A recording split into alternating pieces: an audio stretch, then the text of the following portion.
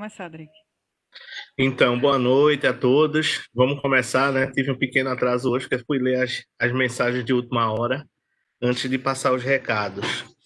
Mas eu vou passar o recado agora no começo e novamente no final, eu ou Ceci, a gente repassa os avisos que a gente vai ter que dar agora na abertura, antes do tema, né, do nosso saudoso Rinaldo que vai dar antes do dia de hoje. Postei já a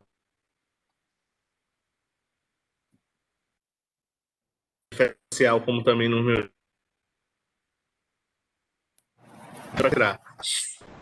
e assistir às aulas, eu estou compartilhando até no grupo de trabalho. As pessoas estão gostando. Depois olham um vídeo, como tem no Facebook, né? E eu estou achando interessante isso. Mas deixa eu começar logo com os recados, porque o que tem recado de reunião não tá para brincadeira agora. Primeira coisa, reunião do conselho, dia 30 de outubro, às 20 horas, vai ser na sexta-feira, tá? Eu já estou com a pauta montada. Durante a semana eu envio para vocês, para a gente se reunir e tomar algumas decisões aí, fazer alguns acertos e eu repassar algumas novidades para o conselho. Outra coisa importante é que no próximo sábado, de hoje a 8, a gente vai ter uma reunião lá na escola, a partir das 9h30 da manhã. Eu e César estaremos lá para fazer o planejamento de 2021. E desde já, todos estão convidados. Quem quiser, lá a gente vai emendar com o almoço, porque depois do almoço a gente vai ter uma reunião e agora eu convido o pessoal que trabalha no atendimento da escola. Tá? A gente vai fazer uma reunião com esse pessoal para saber como foi esse primeiro mês de trabalho, como foi a demanda, como foi a procura, como foi a logística de trabalho, o material serviu, tem material que vai faltar, enfim, para a gente fazer todo esse apanhado. Então, de hoje a 8, vamos estar lá manhã, tarde e noite na escola.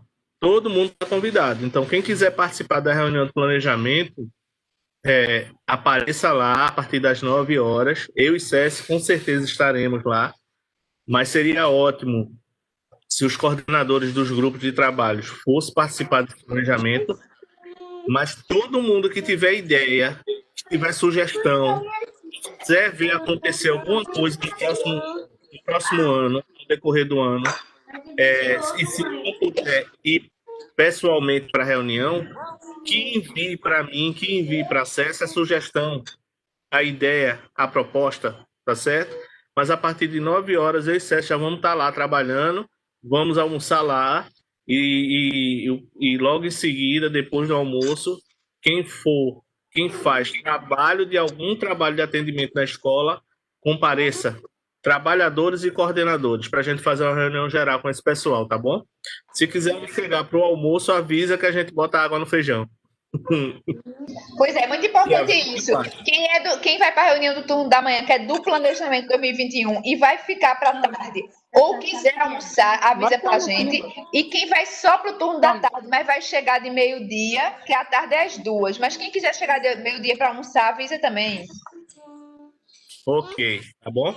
Então é isso aí, reunião de planejamento pela manhã e reunião com os trabalhadores à tarde. Sábado e à noite a reunião. Vai ser manhã, tarde e noite na EFE.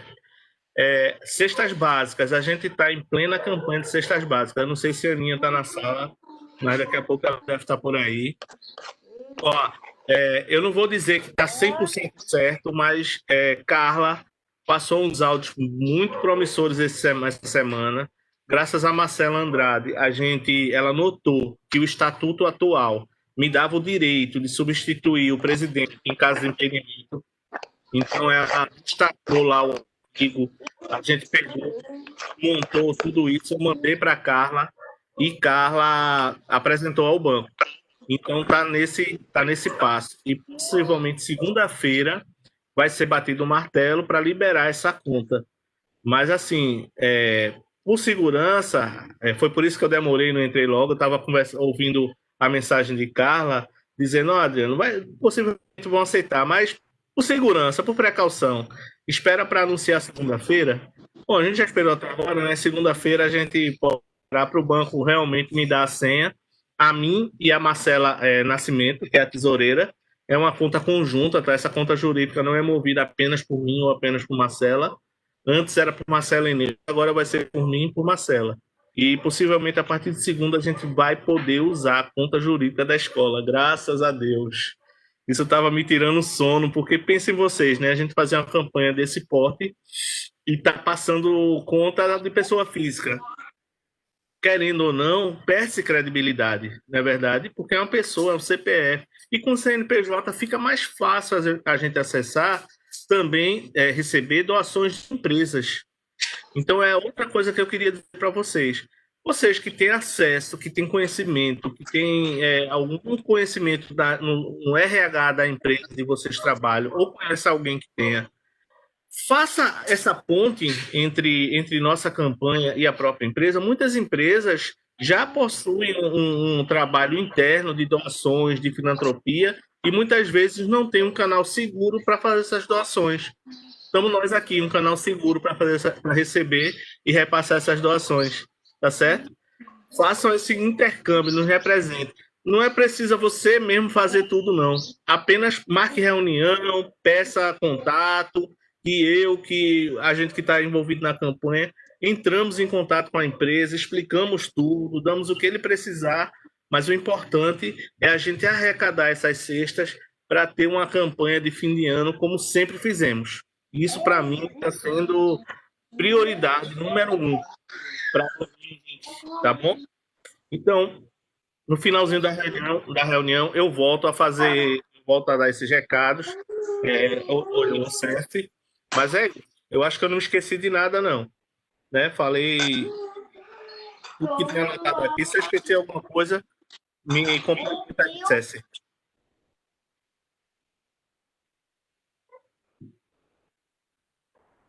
Pois bem, não, se ninguém mais tiver nada a dizer,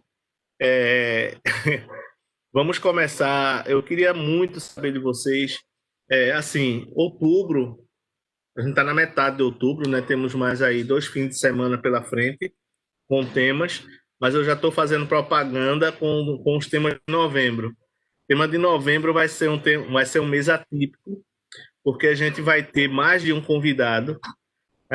Inicialmente, eu e César bolou essa regra de reservar o último sábado de cada mês para convidados, mas novembro e dezembro vai ser um pouco atípico, né? Principalmente novembro, porque a gente está estamos vivendo momentos de muito trabalho, de muito desgaste emocional, né? Eu comecei a atender na clínica escola da Estácio, e a gente tem reuniões de atendimento, né? Como é que foram os atendimentos, como é que foram as demandas. Gente, 100% das demandas é sobre ansiedade. Todo mundo que está procurando a clínica estão apresentando sintomas ou estão trazendo queixas relacionadas à ansiedade, né? E aí eu disse, cara, a gente tem que fazer alguma coisa para apresentar temas que ajudem as pessoas a entender como lidar com isso. Pois bem, o mês de novembro a gente vai ter, no último mês de novembro, uma psicóloga que vai dar uma palestra apenas sobre ansiedade. No antepenúltimo, a gente vai ter uma terapeuta holística que Lu Regina trouxe para a gente. Como é o nome dela, Lu? Me lembra, por favor.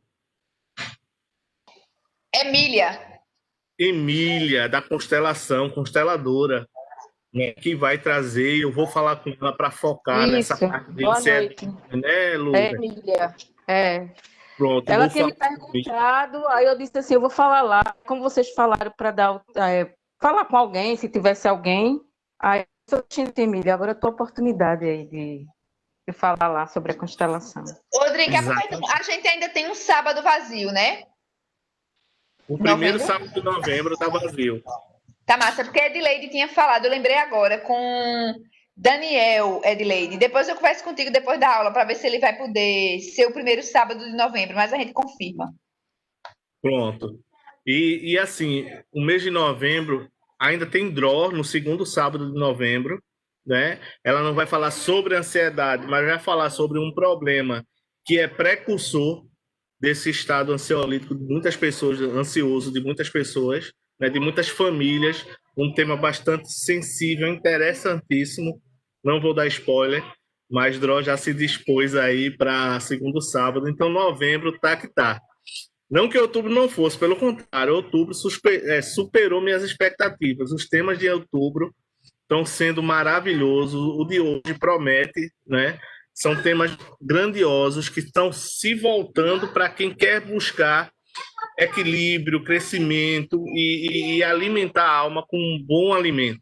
Nego dizia que o alimento do espírito é informar e ser informado. Então a gente está com um alimento de qualidade na escola. Já disse e repito, eu tenho orgulho de participar de uma escola de filosofia espiritualista que mantém um nível de informação, uma qualidade de conhecimento e de informação invejável. Invejável. Se vocês participam de outros grupos, se vocês assistem outras lives, vejam que tanto a adesão de participação quanto os temas estão aquém, tá? A gente não está devendo nada a ninguém.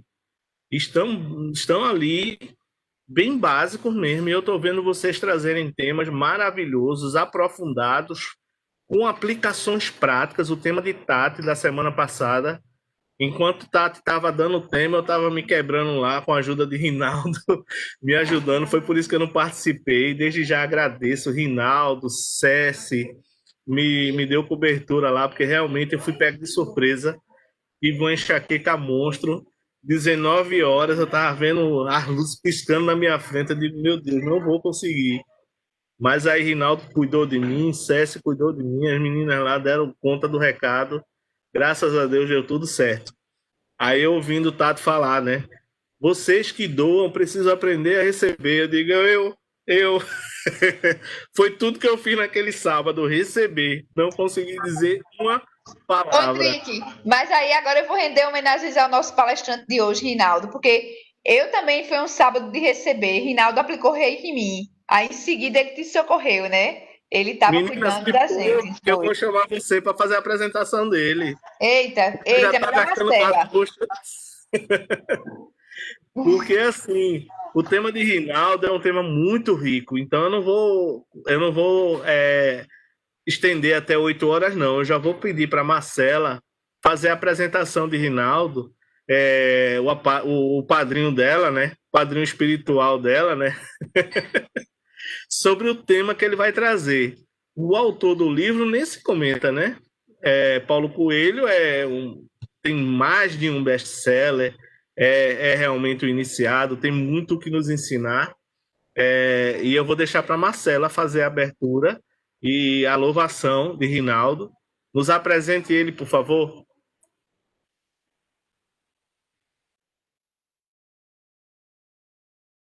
Me escutando? Deixa eu ver. Do meu padrinho.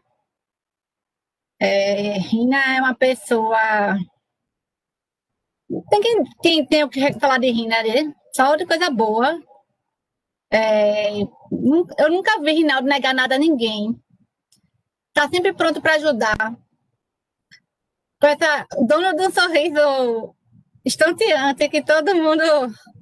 Quem está de baixo astral fica de bom astral. Que vai agora gravar vários áudios para poder a gente ficar feliz entendendo os livros. Só tenho qualidade para descrever, não tenho o que falar de ruim. Vai ficar difícil procurar mais palavras. Eu sei que ele vai... Quando eu escutei os áudios dele e os textos que ele postou no grupo, eu olhei assim, para mim, era como se eu estivesse vendo uma continuidade do tema que eu dei. Assim, vendo falar sobre amor, sobre vontade, sobre busca, né? Acho que ele vai expandir, deixar a gente com o coração cheio de amor. É isso. Fazer a louvação, né? Isso. 1, 2, 3. Ativa o som, pô. Venha de onde vier. Vem em paz. Nosso Mestre Jesus. É importante sempre explicar que essa louvação inicial, né, que a gente faz aqui na Escola de Filosofia é para que a pessoa receba inspiração superior, para que ela se sinta fortalecida, inspirada e compartilhe tudo aquilo que buscou aprender para nos trazer com a espiritualidade, que também vai inspirando essa pessoa para trazer e colocar todo esse conteúdo da melhor forma possível. Então, ao invés de a gente aplaudir o palestrante, a gente faz essa pequena oração através dessa frase: venha de onde vier, venha em paz, nosso mestre é Jesus, exatamente com esse propósito, tá? É bom sempre explicar. Vai lá, Rinaldo, a sala é tua, cara. Boa noite a todos e todas. Suzana, tu depois podia passar para eu poder compartilhar Já tá contigo. já? Perdoa a ignorância, viu? Deixa eu ver aqui. Gente, a gente vai conversar um pouco sobre o livro O Alquimista, tá? É um livro de 1988. Esse foi considerado o segundo livro de Paulo Coelho, embora ele tenha um primeiro, que era Manual, alguma coisa do vampirismo, mas esse é um livro que ele não editou mais, não lançou mais edições, e o pessoal questionava se era por conta do tema, alguma coisa, mas ele disse que não, que era porque foi mal escrito. Inclusive, ele fala até a visão dele em relação ao vampirismo, tem a ver com uma questão energética, enfim. O primeiro livro dele é considerado o Manual do Guerreiro da Luz. Aliás, perdão, o Diário de um Mago. E o Diário de um Mago foi baseado na experiência dele no Caminho de Santiago de Compostela, né? Ele fez em 86, por orientação do mestre dele, era um dos caminhos que parece que são 3 caminhos que os iniciados têm que fazer. Esse foi o primeiro que ele fez em 86 e escreveu esse livro, que é basicamente a experiência dele nessa caminhada, o que ele passou e tal, e que abriu muito a mente dele para as coisas simples. Porque ele disse que sempre imaginava uma coisa assim, a busca espiritual como uma coisa complicada, uma coisa. E aí o mestre foi ensinando a ele, e através desse caminho de Santiago, ele viu que nas coisas simples que ele pode entrar em comunhão com Deus. Esse livro vendeu bastante, Diário de um Mago, e deixa eu passar aqui. E ele pensou, ele imaginava assim, como é que eu poderia fazer, como é que eu faço para escrever um livro que venda mais de 100 mil exemplares na época, né?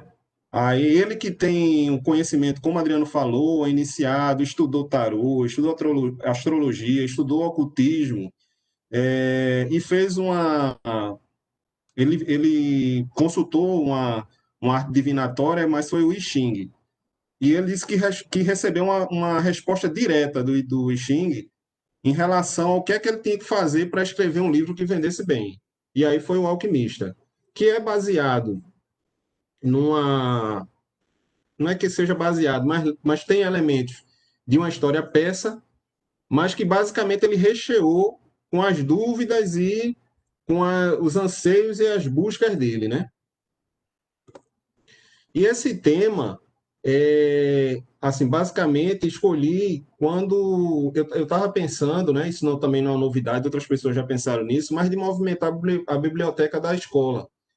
E aí eu pedi a nosso amigo Gileno, uma vez que ele estava, há uns 3 meses atrás, ele estava lá na EFE, eu pedi para ele tirar foto dos livros que estavam na estante, mesmo de ladinho, sabe? Só para eu ter uma ideia dos livros que tinha lá. Ele tirou, inclusive tirou alguns da caixa para tirar foto, enfim. E eu encontrei, dos livros que tinham lá, eu tinha 4 livros, né? Um é O Profeta de Khalil Gibran. Eu disse, rapaz, deve ser muito complicado, vou passar. O segundo era Depois da Morte, mas aí o nosso mentor, Adriano, disse que estava estudando. Ele disse, quem sou eu na fila do pão? Então esse também está fora. Aí tinha o Alquimista e outro, eu não lembro realmente o outro. Eu disse, não, vamos de Alquimista. E a minha história com esse livro é porque eu li há mais ou menos uns 20 anos atrás esse livro, embora eu não lembrasse de nada dele. Agora, eu sei que eu li porque depois desse livro, eu li mais acho que uns 4 livros de Paulo Coelho. Verônica Decide Morrer, O Monte 5, Brida, e na margem do Rio Pedra. Sentei e chorei. E para eu ter lido esses 4 livros, possivelmente foi porque eu li O Alquimista, porque na época, inclusive, eu sou muito do contra. Então, assim, eu li, todo mundo fala, o Alquimista, o Alquimista, o Alquimista. Eu disse, não, eu vou ler esse livro, isso não deve ser essas coisas todas, né? E o pessoal fica com essa coisa. Eu li mais por implicância, mas tanto gostei, embora eu não lembrasse, tanto gostei que li outros 4 livros, né? E eu estava falando com o pessoal, acho que eu falei com o Tati, se não me engano isso, Gileno, que entre 20 anos e 35 anos de idade, eu acho que, fora esses livros de Paulo Coelho, eu não sei se eu li algum, entendeu? Então, assim, eu não sou, nunca fui muito de ler. Tenho muito livro aqui na estante, mas nunca fui muito de ler, né? E aí eu disse, não, vamos ler de novo. E quando eu li de novo agora, foi, assim, uma grata surpresa, porque, embora eu não tivesse feito muita reflexão, o César falava muito no começo da pandemia, as reflexões que ela estava fazendo, coisa e tal, não sei o quê, e eu realmente não estava fazendo muita reflexão, mas a partir do momento que eu escolhi esse tema e comecei a ler, e principalmente sobre lenda pessoal, isso não saía da cabeça, sabe? E aí eu começava a raciocinar sobre isso, eu começava a imaginar aí qual seria,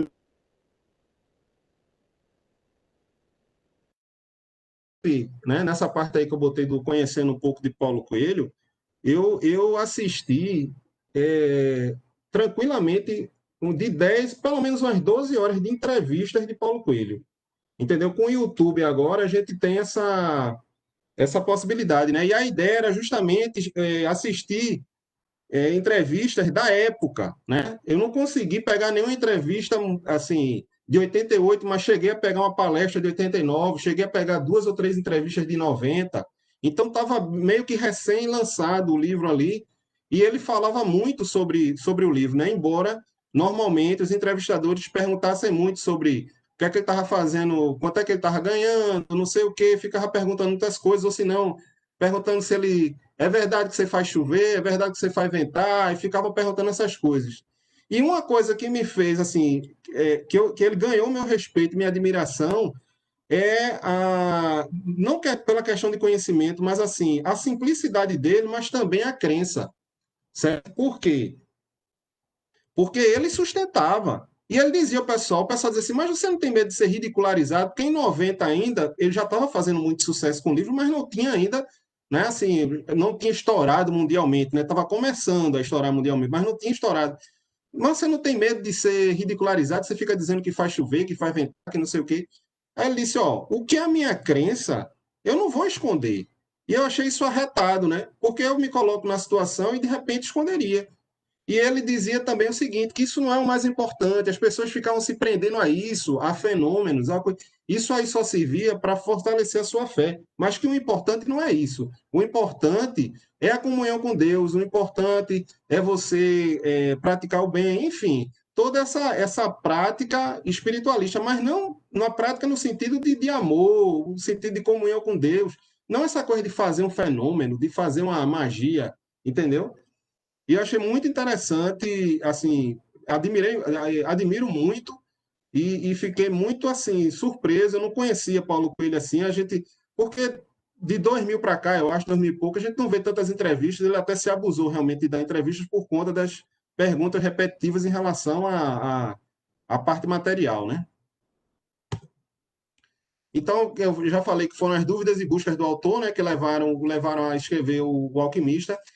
Falando sobre o livro, ele usa uma linguagem simbólica, tá? Assim, em palestra ele disse isso, que usa a linguagem simbólica. Por que a linguagem simbólica? Ele disse assim, tem coisas que não dá para você entender racionalmente, né? Eu me lembro que da outra vez, no tema lá que a gente apresentou do livro O Caminho Infinito, de Joel Goldsmith, Adriano fez essa observação, né? O mentor fez essa observação de que tem coisa, e ele já fez em outras oportunidades, que tem coisa que não dá para a gente entender racionalmente, né? E a linguagem simbólica, né? Arquetípica, os arquétipos, tal, serve para você tentar sentir aquilo ali, né? Claro que não é só você ver e vai sentir, não funciona desse jeito, mas você trabalhar o sentir, porque racionalmente o racional chega até um certo momento, depois não tem como racionalizar tudo, não tem como racionalizar determinadas coisas, né?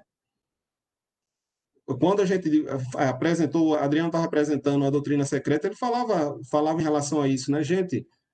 Vamos não tentar ficar preso à racionalidade, porque não dá para sair do canto, entendeu? Realmente a gente tentar mergulhar, né? E 4 conceitos, entenda assim, não é que a alquimia tem só esses 4 conceitos, tá? Ficou mal escrito aqui, mas 4 conceitos que ele trouxe da alquimia para esse livro, O Alquimista, né? Paulo Coelho foi um camarada que estudou alquimia por muito tempo, né? Inclusive sem sucesso. Na década acho que 70, ele estudou por algum tempo alquimia, não conseguia sair do canto, desistiu, e depois voltou em 81, quando achou esse mestre que é mestre dele até hoje, né? Ou pelo menos foi por muito tempo, não sei se está vivo. Ele ensinou alquimia, né? Ele passou a entender até justamente por conta disso. Ele queria racionalizar, queria entender racionalmente, e aí viu que não dava, né? A alquimia, assim, tudo era tinha muito arquétipo, tinha muito símbolo, não dava para você querer ficar racionalizando. E ele traz no livro Alquimista esses 4 conceitos, que é a lenda pessoal, a linguagem dos sinais, a linguagem do coração, que ele também chama de linguagem do mundo, e a alma do mundo, tá?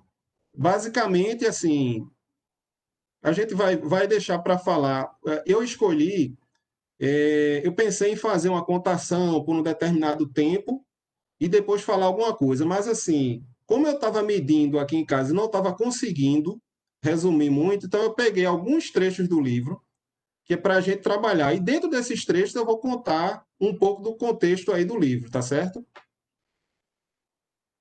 Então, a gente começa a nossa jornada conhecendo o personagem principal do livro, que é Santiago, que é um jovem.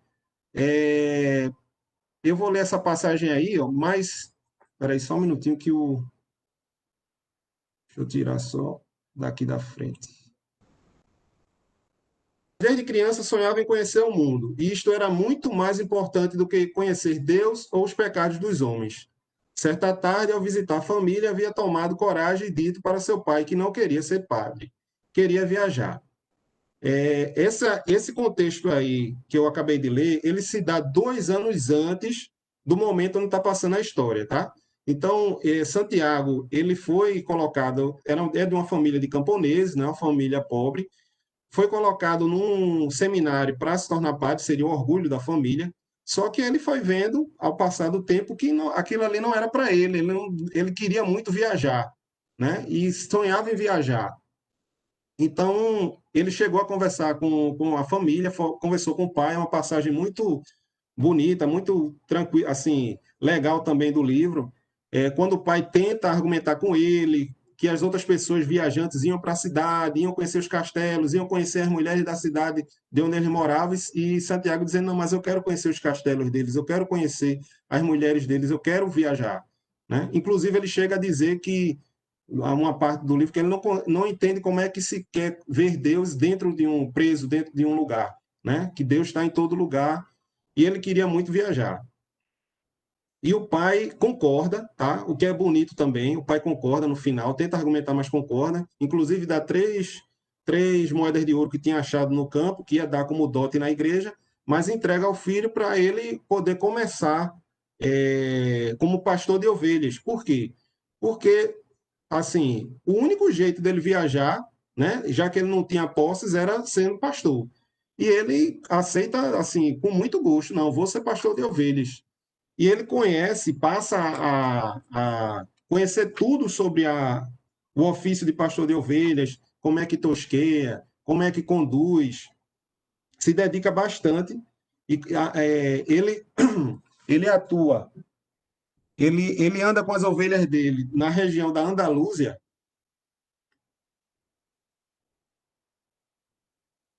ou Andaluzia, não sei como é que chama, mas é uma região da Espanha que fica no sul da Espanha, ali pertinho da África. A região mais perto da África, da Espanha, é essa Andaluzia. Pega algumas cidades, 6, 8 cidades, eu acho. Fui dar uma olhadinha no Google Maps. E a cidade onde ele está agora, ele está indo para uma cidade que é bem no limite mesmo, no litoral, bem tipo a última cidade para chegar na África. Então, ele tá numa. O livro começa com ele chegando à noite numa igreja para poder descansar, né? Ele escolhe. É uma igreja abandonada, tá, gente? É uma igreja que não estava a uso há décadas, né? O teto tinha caído, tinha crescido um sicômoro, que é uma figueira. Podia dizer figueira, né, Paulo Coelho? Uma figueira dentro da. Embora eu não conheça figo. No lugar da sacristia, mas ele escolheu ficar lá porque pelo menos ele podia manter as ovelhas fechadinhas, né, dentro, trancadas, né? E ele dorme, só que ainda de noite ele acorda tendo um sonho repetido.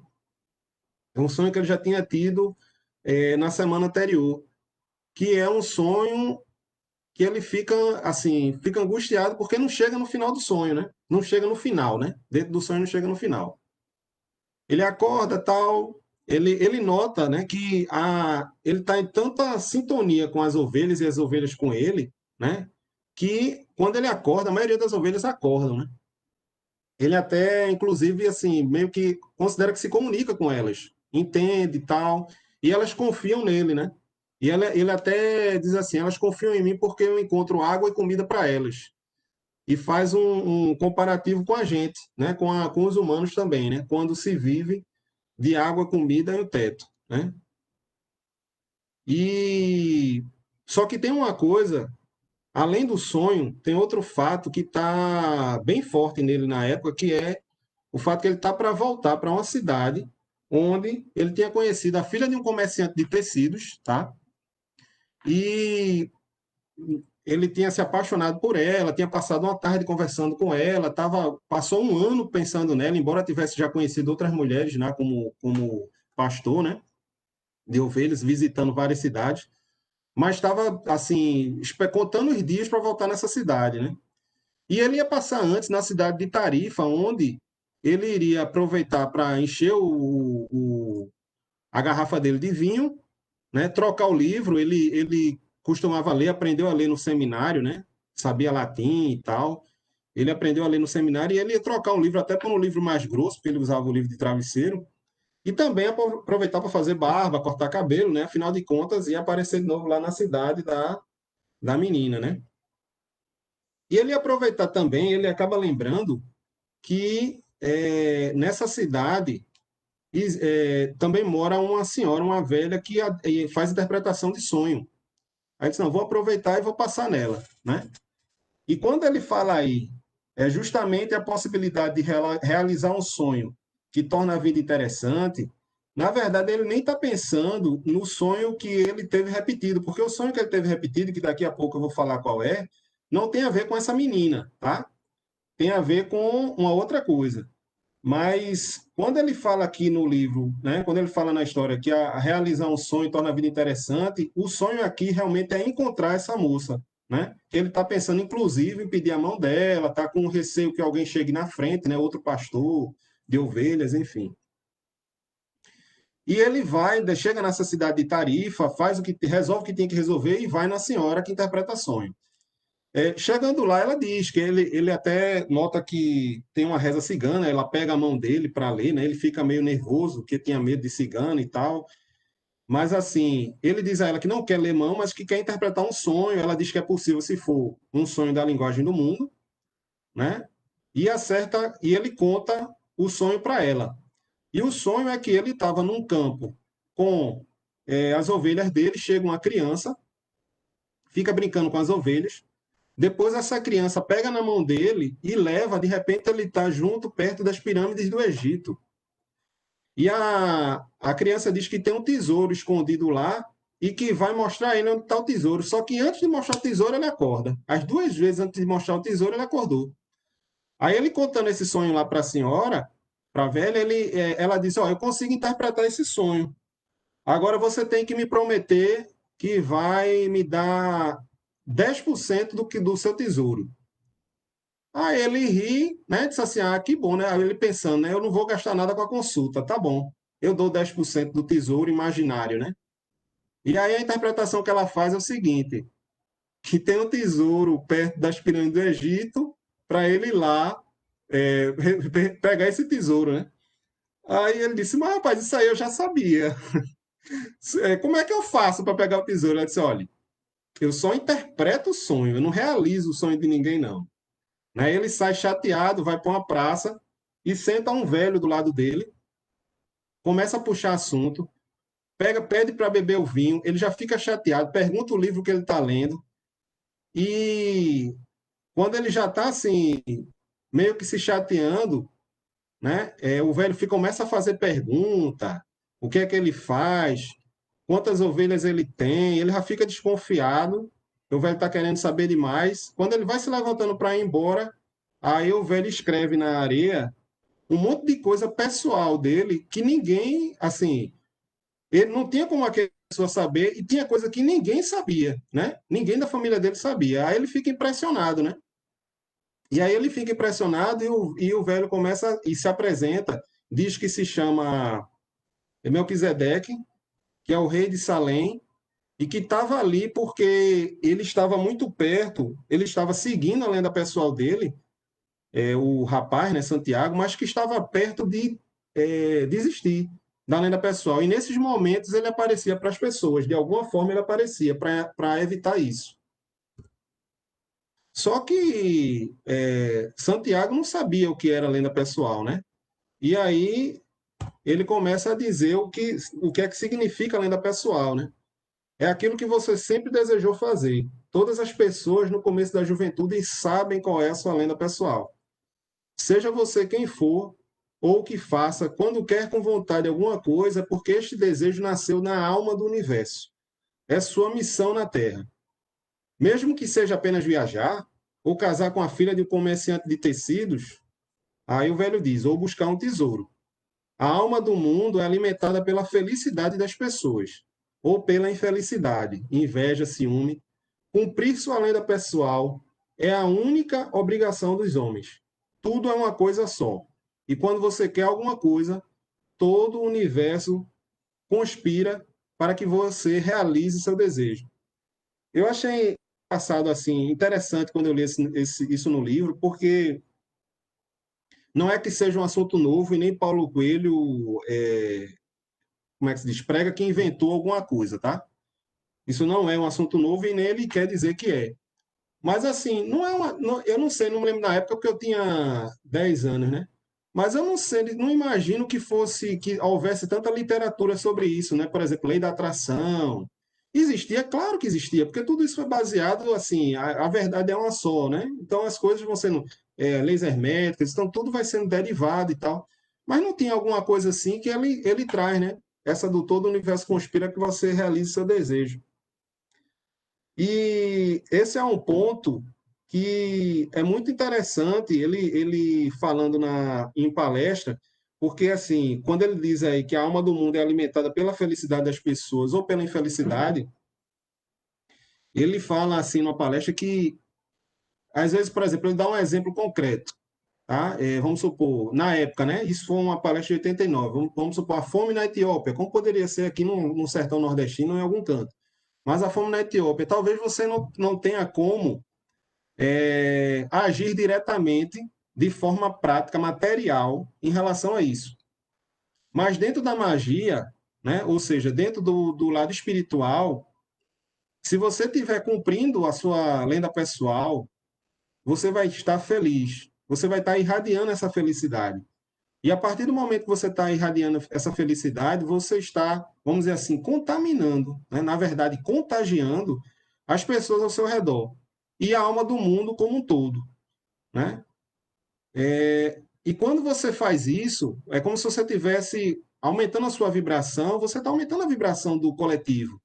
E aumentando a vibração do coletivo, de uma certa forma, isso vai levar que alguém ou algumas pessoas passem a fazer o que passem a fazer alguma coisa em relação àquele problema que você não consegue intervir diretamente, materialmente, né?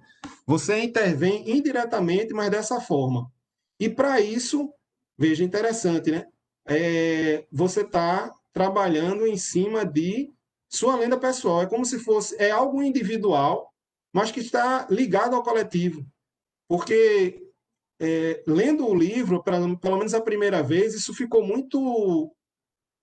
assim, meio conturbado para mim. Posso até estar fazendo uma interpretação errada, porque existe uma linha muito tênue entre a lenda pessoal, como a missão, veja que ele diz, a sua missão na Terra, e com o desejo, né? Porque às vezes ele chama de sonho, mas esse sonho que eu estou tendo é uma vontade, é algo divino, ou é um desejo? É algo egoístico, né? Então, fica muito, é uma linha muito tênue. Como é que a gente vai descobrir? Aliás, assim, a graça da vida é essa, né? É a gente apanhar descobrindo. Mas, assim, fica muito difícil para você entender isso. E eu, pelo menos, tento interpretar, imaginar que está mais para realmente uma missão, a um propósito, vamos dizer assim, na linguagem que Tati traz para a gente, um propósito da alma. E eu achei muito legal ele trazer assim, algo que eu não tinha ainda, vamos dizer assim, caído a ficha nessa questão do aumento da vibração, né? Porque quando ele fala de alma do mundo, e a interferência que há entre vamos dizer assim, a sua vibração, a sua felicidade, né? E a alma do mundo, uma coisa coletiva, o individual e o coletivo. Aí eu lembro que, por exemplo, no Espiritismo, se fala muito que a evolução de um mundo se dá pela evolução, como se fosse assim, pela média, tá? A grosso modo, pela média da evolução, do grau evolutivo das pessoas que estão encarnando e desencarnando naquele mundo, né? Não só os encarnados, como também os espíritos que estão encarnando, né?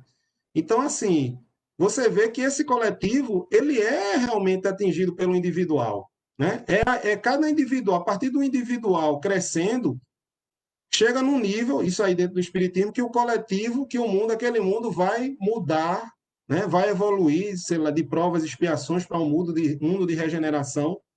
Mas não é porque o mundo, de uma forma abstrata, evoluiu, é porque os espíritos ali encarnados evoluíram. E o mundo tem alma, que é esse coletivo, né? Assim como nós também. Então, assim. O mundo aí, né, Chegando... Reinaldo? O Oi. mundo aí é tido como sinônimo de humanidade. E a humanidade em Isso. si, a gente sabe que é uma egregora. A humanidade, o conjunto das pessoas encarnadas nesse planeta é em si uma egregora, né? Não intencionalmente, não conscientemente, mas nós formamos uma egregora chamada humanidade e que tanto o ambiente no mundo quanto o mundo nessa humanidade se influenciam mutuamente. Perceba que a evolução do mundo depende da evolução humana e a evolução humana depende dos seus efeitos no mundo. E eu estou falando isso de um ponto de vista muito ecológico. As nossas ações no mundo, na ecologia do mundo, vai determinar o futuro da própria humanidade e, por consequência, o futuro da egregora humana. Então, tudo que você está dizendo faz muito sentido. Precisamos cada vez mais de pessoas com missões nobres nesse planeta. Isso é verdade. E a partir do momento que ele vai recebendo, né, Santiago vai recebendo essa orientação, ele até pensou em levantar e ir embora, mas continuou escutando, velho, porque o rei de Salém, né, Melquisedeque, tinha falado sobre coisas que ninguém saberia, então isso chamou a atenção dele. Só que aí Melquisedeque faz uma proposta para ele. Diz para ele que pode ensinar como ele conseguir encontrar o tesouro. Mas para isso, ele tem que dar 10% das ovelhas que ele tem. Ele até tenta negociar, disse, não, você não quer 10% do tesouro, não? Aí ele disse, olha, se você começar a ficar prometendo o que você não tem, você vai perder a vontade de conquistar. E ele passa um dia pensando nisso, né? Chega aí lá no porto, como se fosse comprar passagem, vai passando pela cidade, vai para um monte, um elevado que tem, que dá para ver a África, né? Uma montanha e tal, e fica sonhando, imaginando, enfim. Ele volta no outro dia, marcado na praça, e aceita. E aí leva as 6 ovelhas, ele tinha 60 ovelhas. Ele até fala para o Melquisedeque que assim achou que foi muita sorte, porque ele conseguiu. O local onde ele tinha deixado as ovelhas, na entrada da cidade com um amigo, ele tinha conseguido vender para esse amigo as ovelhas, porque o amigo disse que era um sonho também virar pastor, viajar e tal. E ele me falou assim, pô, foi muita sorte, né? Aí Melquisedeque até diz que isso é sorte de principiante. Quando você está seguindo na sua lenda pessoal, o primeiro impulso é você ter algo favorável, né? E só que a pista que Melquisedeque diz é só que ele tem que ir para ele tem que ir para as pirâmides do Egito, ele tem que viajar para lá, né? Ele fica arretado de novo porque tipo, essa dica não valia, né? As 6 ovelhas. Mas aí Melquisedeque disse: você tem que aprender a tomar suas decisões. Você pagou 6 ovelhas porque você não tomou a sua decisão. Você precisou pagar as 6 ovelhas para tomar a sua decisão. E, enfim, ele foi, já tinha vendido, viajou, foi para a África. Chegando lá, foi mais ou menos 2 horas de viagem. Chegando na África, ele vai tomar alguma coisa num bar, acaba conhecendo um rapaz mais ou menos da idade dele, um árabe que fala espanhol também. Ele fala que quer chegar nas pirâmides do Egito. O rapaz disse que pode ajudar e tal, que tem que comprar uns camelos. Eu sei que ele dá uma bobeira de deixar o dinheiro com o rapaz e o camarada no mercado consegue despistar ele e levar todo o dinheiro dele, da venda das ovelhas. E ele fica sem nada. Ele fica com vontade de chorar, chora, e imaginando que no dia de manhã ele tem as ovelhas dele, e agora à noite ele tinha perdido tudo. Dorme lá no mercado. Ele tinha carregado, o Melquisedeque tinha dado para ele 2 pedras. É como se fosse 2 cristais, né? Ou pedra preciosa, eu não lembro agora. Urim e Tumim. Um branco, uma pedra branca e uma preta. Que era para ele consultar nos momentos que ele precisasse. A pedra preta significava sim e a branca não. E só que assim, só se fosse necessário ele consultasse, né? E nesse dia ele consultou. No outro dia de manhã, quando ele acordou, ele tinha dormido no mercado, ele consulta as pedras para perguntar se continuava, se o velho continuava abençoando ele, né? Essa empreitada dele, e a resposta é que sim. Aí ele ajuda um doceiro a armar sua barraca e acaba, assim, ele é interessante porque ele nota que mesmo sem falar árabe, consegue ajudar o doceiro, eles se entendem, né? Com a linguagem de sinais. Se entendem, montam uma barraca, depois o doceiro dá um doce para ele e ele vai andando até chegar numa ladeira onde, bem alto, ele vê uma loja de cristais que tem dizendo na frente que falava vários idiomas. Sobre essa passagem do doceiro, a gente tem algo interessante a falar, que é o seguinte: é uma reflexão que Santiago faz, né? Este doceiro não está fazendo doce porque quer viajar ou porque quer casar com a filha de um comerciante.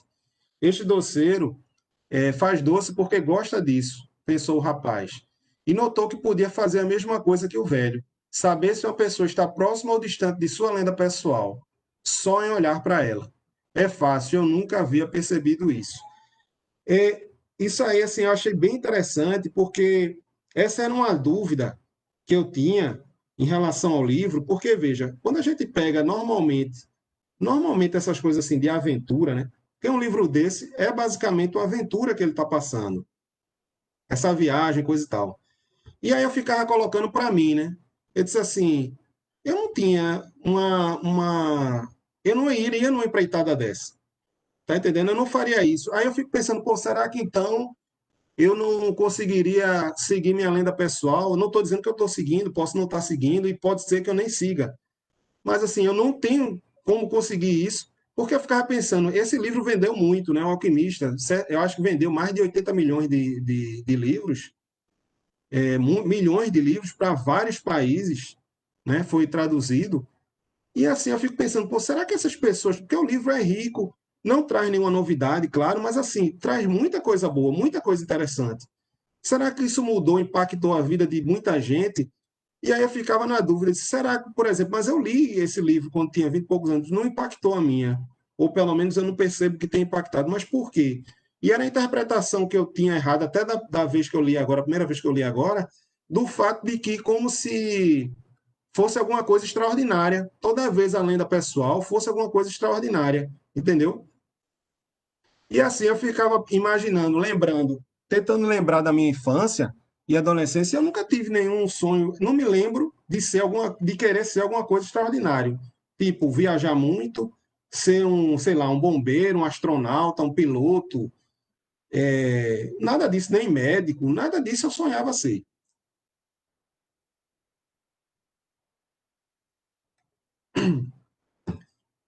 E aí eu ficava, pô, como é que é? Para você seguir sua lenda pessoal, como é que é isso?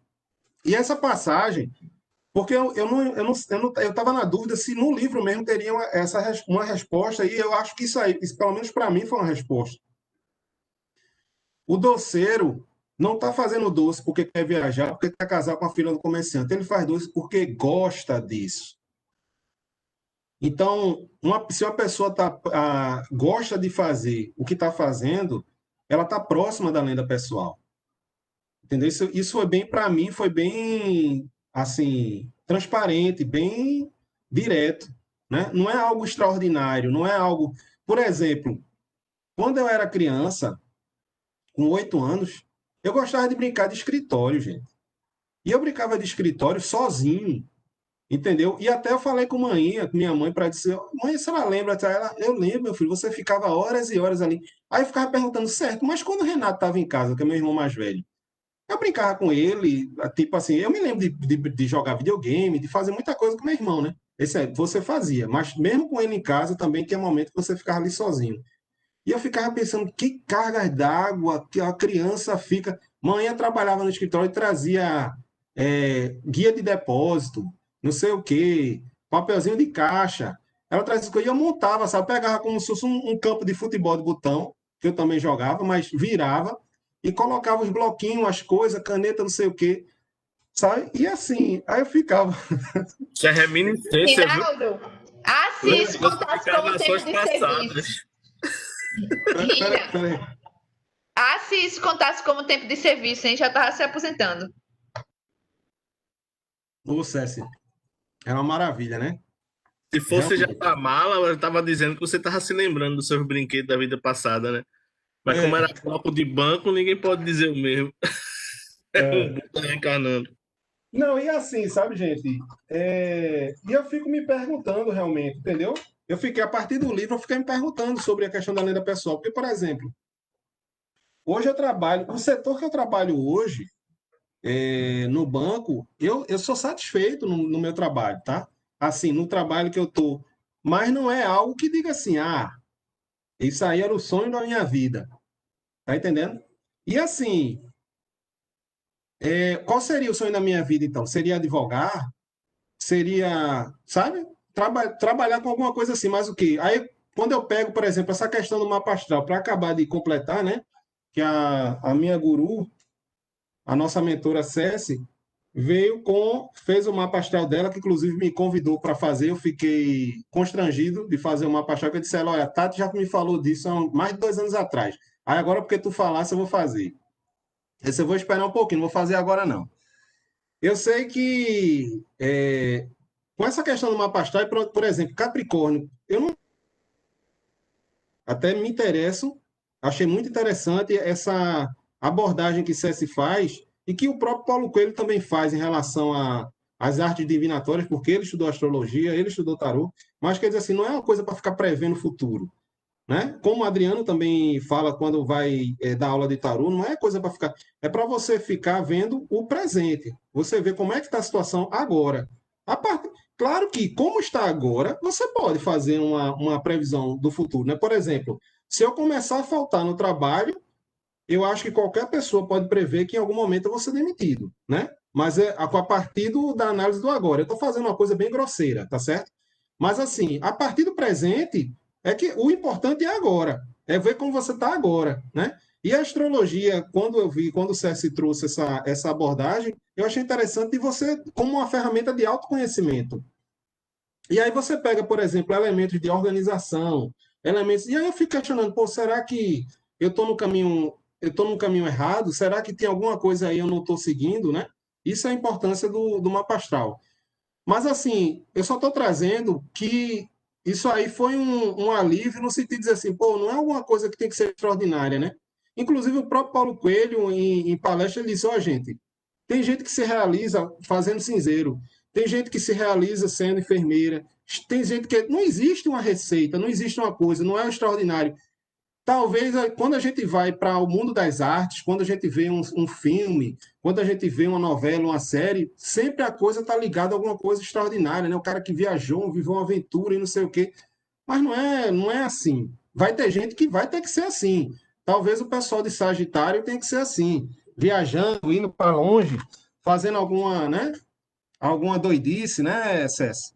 Mas não é Isso. para todo mundo, entendeu? E aí foi legal ter esse esclarecimento no livro. Enfim, voltando à história, ele chega, vê essa loja de cristais, né, que está em cima de uma ladeira bem grande, íngreme e tal, e tem uma placa lá que fala muitos idiomas, aí ele entra, né? E quando ele entra, ele pergunta ao mercador de cristais se ele quer que limpe os cristais, né? Ele pergunta se o mercador quer que ele limpe os cristais e tal, e se ele limpasse, ele podia dar um prato de comida. O mercador aceita, diz, não, vamos limpar os cristais, nós dois e tal. Depois vão almoçar, vão conversar.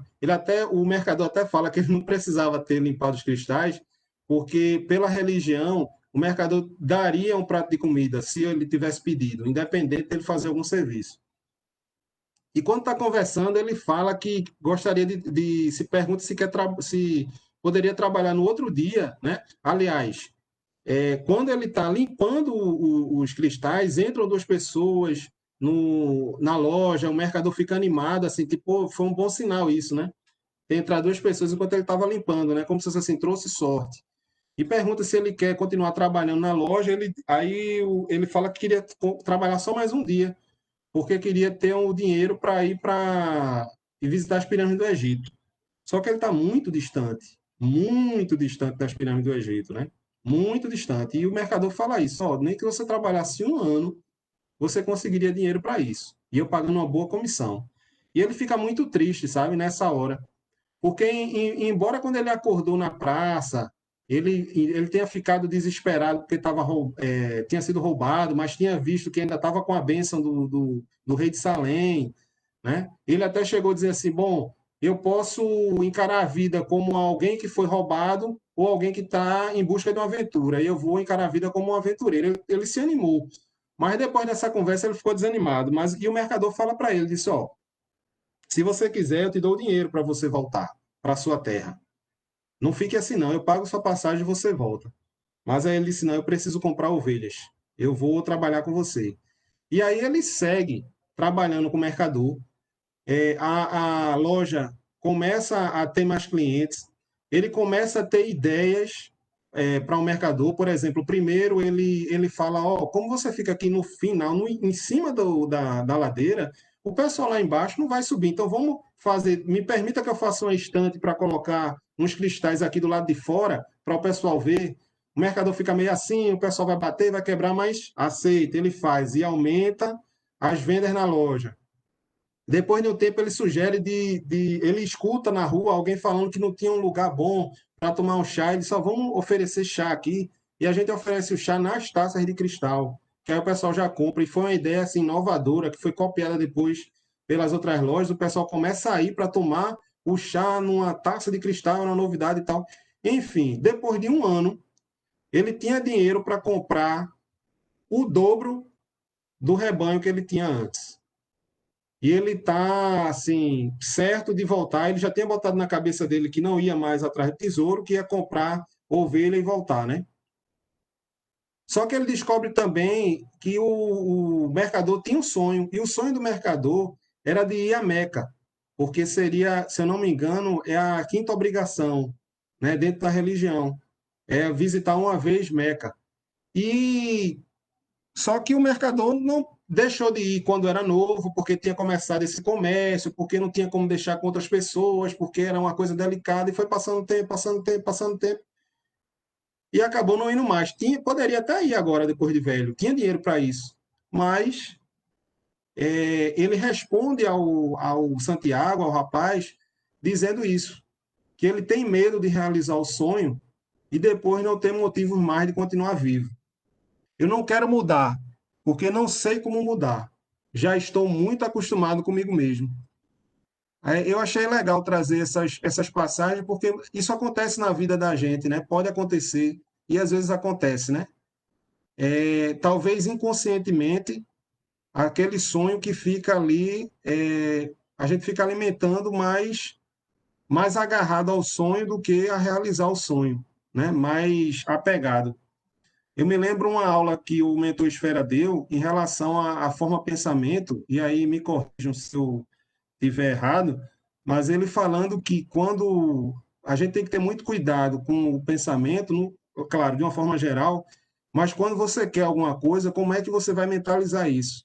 Porque se você mentalizar de que, eu quero ter tal coisa, então a forma, vamos supor, eu quero ter aquele carro. A forma como você mentaliza, a forma de pensamento que vai ser gerada é no sentido do quero ter. Então, ela vai passar a ser uma inimiga para você conseguir alcançar o carro. Porque se você alcançar o carro, ela deixa de existir, o quero ter. Então, ela vai ficar sempre lhe atrapalhando, essa forma de pensamento vai ficar sempre lhe atrapalhando para você não conseguir atingir seu objetivo. Tá? E eu me lembrei nessa passagem disso aí. Como às vezes também a gente inconscientemente pode estar se. Como é que chama o termozinho? Assim, nos atrapalhando, né? Sabotando. Sabotando, perfeito, sabotando. Chega um momento, então, que ele já tinha o dinheiro para voltar, né?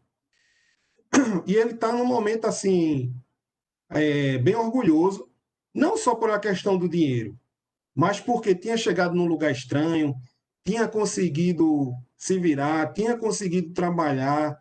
O trabalho lá com o mercador não era um trabalho muito, não era uma pessoa muito fácil, mas mesmo assim ele conseguiu trabalhar. E ele faz uma outra reflexão, né? As ovelhas, entretanto, tinham ensinado uma coisa muito mais importante, que havia uma linguagem no mundo que todos compreendiam e que o rapaz tinha utilizado durante todo aquele tempo para fazer a loja progredir. Era a linguagem do entusiasmo, das coisas feitas com amor e com vontade, em busca de algo que se desejava ou em que se acreditava. Tanger já não era mais uma cidade estranha, e ele sentiu que, da mesma maneira que tinha conquistado aquele lugar, poderia conquistar o mundo. Nesse momento, ele está bem confiante, né? Tinha trabalhado um ano inteiro para realizar um sonho, e esse sonho, a cada minuto, ia perdendo sua importância, talvez porque não fosse seu sonho. Só um segundo.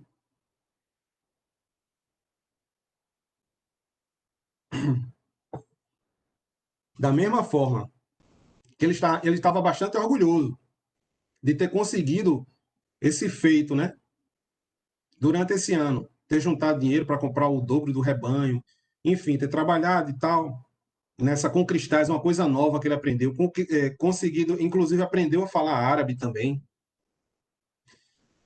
Mas esse sonho que ele está falando aqui, gente, é o sonho de voltar para a Espanha e comprar o dobro do rebanho, porque assim, é como se fosse uma questão também um pouco de vaidade, no sentido de, pô, eu cheguei aqui, eu acreditei num sonho de buscar um tesouro escondido, fui roubado, perdi todo o dinheiro que tinha, mas agora eu vou voltar e vou voltar com o dobro de ovelhas, ou seja, ele voltou no lucro.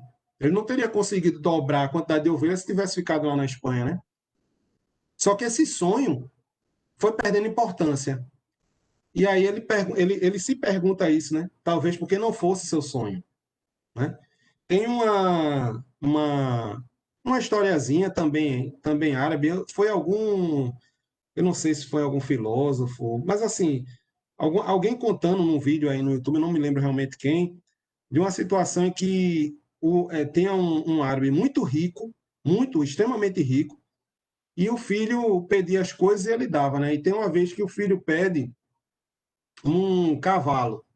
Meu pai, me deu um cavalo e tal. E um cavalo para aquele árabe não era nada, não ia ser nada, né? Ia ser barato. Enquanto para todo mundo seria caríssimo, para ele era barato.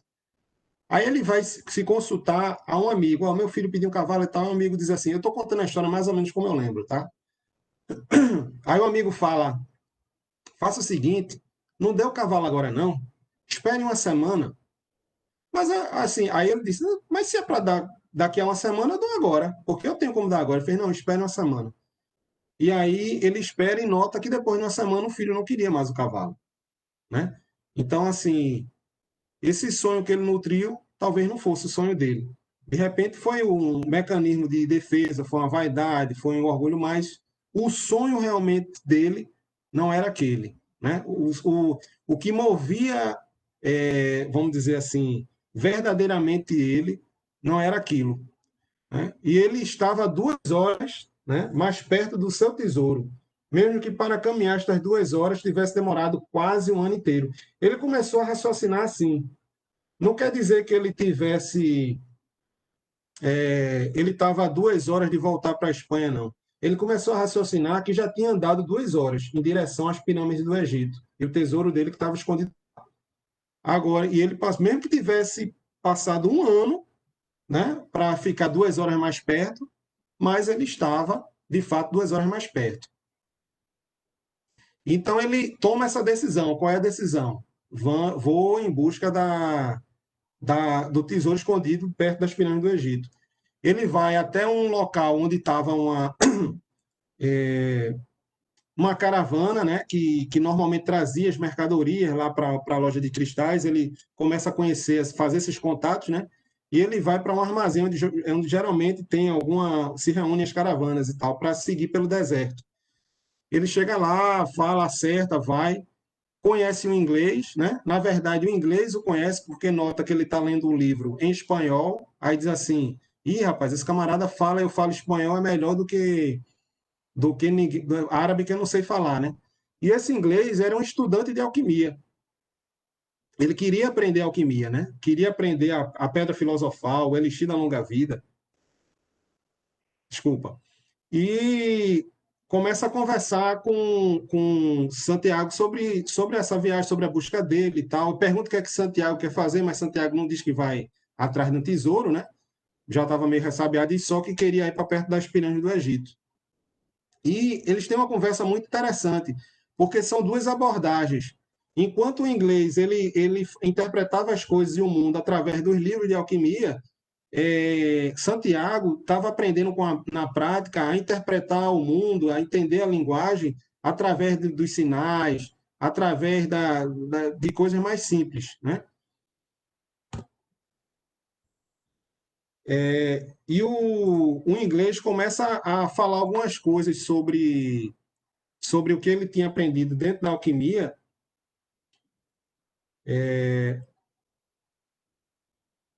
quando ele fala, né? Este é o princípio que move todas as coisas. Na alquimia é chamada alma do mundo. Quando você deseja algo de todo o seu coração, você está mais próximo da alma do mundo. Ele fala isso em relação ao como, porque assim o inglês fica impressionado como a loja de cristais prosperou quando Santiago estava lá, né?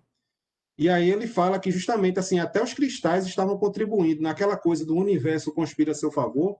Até os cristais estavam contribuindo para que ele pudesse realizar o sonho dele, porque ele estava próximo à alma do mundo, né? Atingindo isso aí. E eles seguem viagem, né? É uma viagem longa pelo deserto, que eles passam, começa a ter uma guerra entre clãs, o clima fica meio tenso nessa caravana, eles começam, de noite já não acende mais fogueira, fica todo mundo tenso, se vai encontrar algum exército, alguma coisa, mas eles conseguem chegar num oásis, não é junto das pirâmides do Egito, não, mas num oásis onde era o destino da caravana, né? O destino da caravana era chegar nesse oásis. E lá chegando, o inglês estava indo para, na verdade, o Santiago queria ir para perto das pirâmides, mas o único jeito era pelo menos chegando nesse oásis, que já era mais da metade do caminho, assim, bem mais. E o inglês estava indo para esse oásis para encontrar um alquimista, porque um amigo dele tinha falado que existia um alquimista lá. E ele estava indo atrás do alquimista, né? E o alquimista, por sua vez, quando chega a caravana, que vai observando, o alquimista já sabe, né? Já sente que vai chegar um discípulo para ele, e ele acompanha de longe a caravana chegando e tal, né? Inclusive, assim, não é algo que empolgue, porque ele já tinha visto várias vezes a caravana chegar, mas, assim, tem uma coisa que chama atenção, que é a alegria das pessoas chegando, e ele fica pensando assim, né? Tipo, como é importante a alegria de ver as tamareiras quando se está no deserto, né? Quando se passa muito tempo no deserto e ver as tamareiras, né? Ele faz a analogia das muitas dificuldades que a gente passa para poder chegar num objetivo, né? O aprendizado, eu não estou falando objetivo, um resultado, mas eu digo assim, o aprendizado muitas vezes vem com uma dose de sacrifício, né? Uma dose, vamos dizer assim, de esforço. Não vou dizer sacrifício, mas de esforço. E o alquimista, ele está refletindo também por que a necessidade de se transmitir esse conhecimento de boca a ouvido, né? Ele diz aí, não sei por que estas coisas têm que ser transmitidas de boca para ouvido, pensava ele. Isso lembrou muito nosso mentor Esfera, que falava isso, o Adriano também fala, o mentor Adriano também fala, né? Essa questão dessa tradição de boca a ouvido. E aí ele reflete, dizendo assim, as coisas tinham que ser transmitidas assim, porque elas seriam feitas de vida pura. E este tipo de vida dificilmente consegue ser capturado em pinturas ou palavras. Porque as pessoas se fascinam com pinturas e palavras, e terminam se esquecendo da linguagem do mundo. Então, assim, gente, é mais uma vez batendo naquela tecla, né, da linguagem simbólica, né, assim, do sentir. E tem coisas, né, dentro dessa busca espiritual que a gente não vai conseguir responder através da razão, né? Por mais que isso seja estranho de falar, mas assim, estranho que eu digo assim, né, para uma pessoa que tipo assim, que não esteja no meio espiritual, diz: "Ah, mas você quer que eu não tenha razão, não veja pelo racional", mas tem coisa que é transcendente, que não dá, tem que sentir. Você só vai conseguir, é coisa que tem que experienciar, vivenciar, né? Paulo Coelho fala numa palestra assim: todo mundo pode, você pode escrever uma enciclopédia sobre amor, mas você só vai saber o que é amor vivendo amor. Então, assim, não dá para, né? Você pode definir, você pode falar, mas você não vai saber o que é até viver, né? Se quiser falar, viu, pessoal, o Adriano, o César, se alguém quiser fazer alguma colocação, fiquem à vontade, tá? E no Oásis ele começa a pensar que, assim, ele começa a ver as dificuldades de Santiago, ver as dificuldades que ele estava passando para chegar até lá, né? Teve uma guerra entre clãs, chegou agora e não sabia como é que poderia prosseguir, né? Foi uma dificuldade para chegar nesse oásis. E como é que ele ia poder prosseguir para chegar nas pirâmides do Egito? E aí ele pensando, né? O que funcionava, sabia ele, era o teste da persistência e da coragem de quem busca sua lenda pessoal. Por isso ele não podia se apressar, nem ficar impaciente. Se agisse assim, ia terminar sem ver os sinais que Deus havia posto no seu caminho. Porque a sorte de principiante, gente, já tinha passado, né? Então, assim, ele entendia que a sorte de principiante já tinha passado, e agora era o teste de persistência e de coragem. E ele tinha que ter essa paciência, porque senão ele não conseguiria enxergar os sinais, né, no caminho, e era necessário enxergar esses sinais. Quando eles chegam no oásis, o inglês está louco procurando o alquimista, né? Porque, assim, o alquimista não se apresenta para um inglês, não. O alquimista só vê de longe e volta para casa e não fala com ninguém. E o inglês, pô, quando eles chegam no oásis, a gente imagina um oásis uma coisa bem simplesinha, mas era um oásis com 300 tamareiras, com não sei quantos poços, né? Assim, era muito grande, muito grande, muito grande mesmo. É uma cidade grande. Então, como é que ia achar o inglês, o alquimista lá? E aí o inglês fica pedindo para que o Santiago fique perguntando às pessoas onde é que mora o alquimista, né? Porque o Santiago falava árabe. E ele vai perguntando, só que ele pergunta para uma mulher que está com, se eu não me engano, é com um véu preto. Aí, inclusive, a mulher fala, ó, pela tradição, não fale com as mulheres assim não, porque não pode falar com as mulheres e tal, com esse véu, porque são mulheres casadas e tal. Ele pergunta a um homem, não sei o que, o pessoal fica meio assustado, porque ele está querendo saber onde é que está uma pessoa que cura outras pessoas, né? Porque ele não diz assim, eu estou procurando um alquimista. Ele fica procurando, perguntando sobre alguém que cure, alguém que, né? E as pessoas ficam meio assustadas. E chega uma moça lá, que Santiago só estava com o olho de fora, né, também, mas não era casada, né, não estava com o véu daquela cor que determinava que era casada. E Santiago se apaixona por ela, assim, quando olha, não é nem se apaixona, tá, gente? Quando ele olha para ela, ele tem a certeza, tipo assim, é o amor da minha vida. Fica até meio assim, começa a falar com ela alguma coisa e tal, mas e o inglês querendo que ele pergunte, ele chega a perguntar, ela diz mais ou menos a direção onde é que o alquimista mora, né? O inglês vai embora atrás, e Santiago passa todo dia, fica indo naquele mesmo poço onde ele tinha encontrado, a gente tinha encontrado para poder conversar alguma coisa com ela, né? E começam a conversar assim. Isso, gente, é uma conversa de 10, 15 minutos enquanto ela está pegando água e vai embora, tá? Não ficava batendo papo uma hora, não.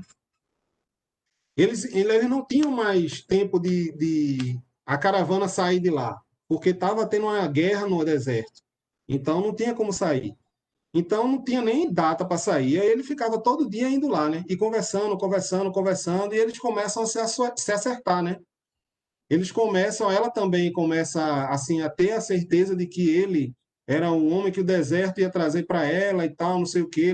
Ela fala inclusive que antes olhava o deserto assim de uma forma negativa, mas agora ia olhar com esperança, porque tinha uma pessoa que ia voltar para ela, porque ela também não quer que ele desista de ir em busca do tesouro. Ele fala tudo para ela, fala sobre o sonho que teve, o tesouro escondido, toda a história, que era um pastor, que trabalhou no mercado na loja de cristais, que foi roubado, papapá, tudo isso ele conta para ela, que encontrou o rei Melquisedeque, e ela fala assim, ó, não, você tem que ir atrás da sua lenda pessoal, né?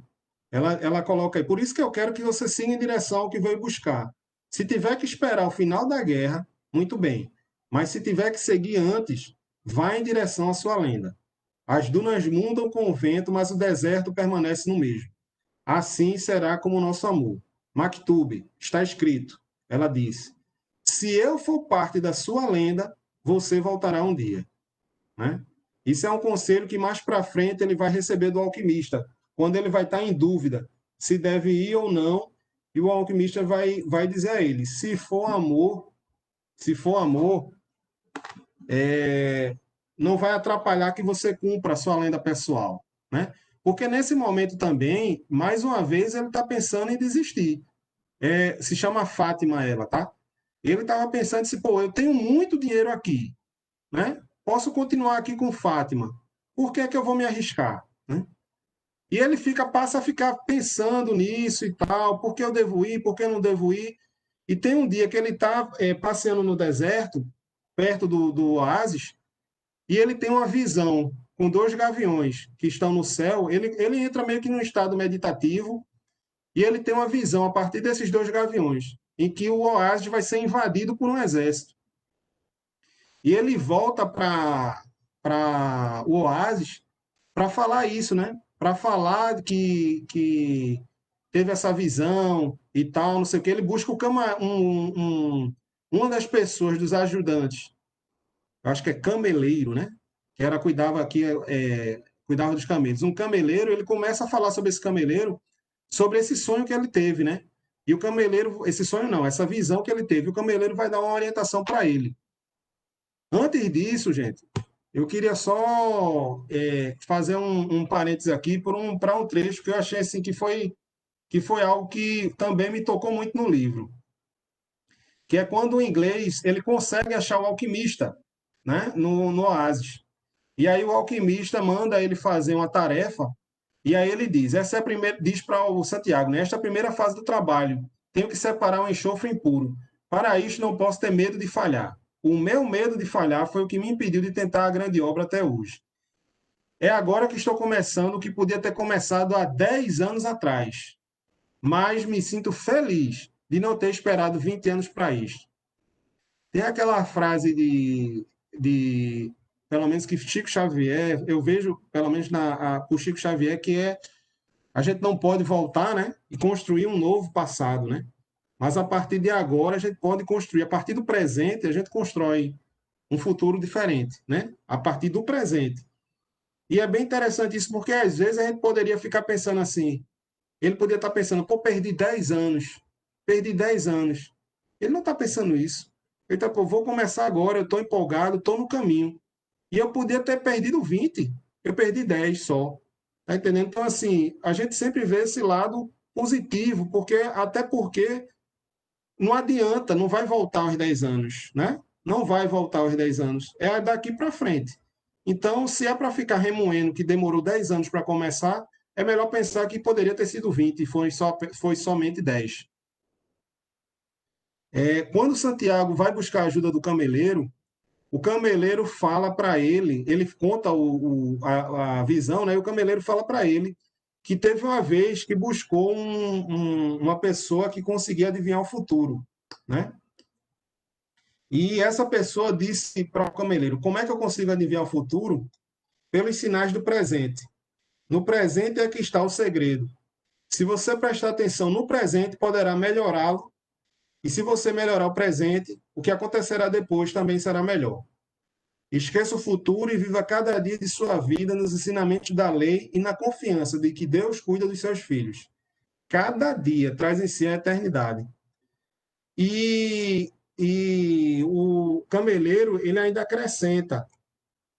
A pessoa que consultou, na verdade, que o cameleiro buscou para fazer uma consulta, acrescenta que não adianta. Cadê? Quando o cameleiro quis saber sobre as circunstâncias, que Deus permitia ver o futuro, porque o adivinho aí disse assim: ó, eu não estou lendo o futuro, eu estou adivinhando o futuro, eu estou adivinhando o futuro a partir do presente, como a gente tinha conversado antes, né? A partir do presente, do que está acontecendo, você pode fazer uma projeção de como é que isso vai se desenrolar no futuro. Mas eu não estou lendo o futuro. E o cameleiro, nessa consulta, quando ele fez no passado, estava contando para Santiago, ele quis saber as circunstâncias em que Deus permitiria ver o futuro. E aí esse adivinho diz: quando ele mesmo mostra. E Deus mostra o futuro raramente, e por uma única razão: é um futuro que foi escrito para ser mudado. E a partir dessa conversa com o cameleiro, é que Santiago decide, porque ele estava na dúvida se avisava o pessoal no Oásis, né? Por exemplo, os chefes dos clãs do Oásis, que tinha tido essa visão, ou não avisaria, né? Mas aí, a partir disso aí, ele disse: bom, pode ser que Deus realmente está querendo mudar esse futuro. Eu tenha visto o futuro, Deus tenha permitido que eu vi o futuro, tenha visto o futuro, para que ele fosse mudado. E ele fala isso, vai lá, fala com os chefes dos clãs. O pessoal discute muito porque, assim, o Oásis sempre era conhecido como território neutro. Nunca na história tinha havido uma invasão no Oásis, até porque tinha lados de todos os lugares. E era normalmente o lugar, inclusive, que os exércitos descansavam. Às vezes iam para descansar, né? Era uma tradição deixar todas as armas logo na entrada. Ninguém entrava armado no oásis. E o pessoal tinha muita resistência em acreditar que essa visão fosse acontecer, de um exército entrar. Mas o chefão lá disse assim: bom, vamos agir. E aí ele chega para Santiago e diz: você teve uma visão, certo? A gente vai se preparar amanhã para uma invasão. Agora, se nenhuma arma for disparada, pelo menos uma será em você. Porque as armas são caprichosas e não podem ser tiradas do seu lugar e não ser disparadas. E aí Santiago ficou naquela, né? Que negociação eu fiz? Mas assim, no final das contas, ele estava tão envolvido com toda a experiência que ele tinha passado, que disse assim: pô, eu tive uma visão, eu vivi tanta coisa nesse último ano que, assim, se tiver que morrer, Maktub, está escrito.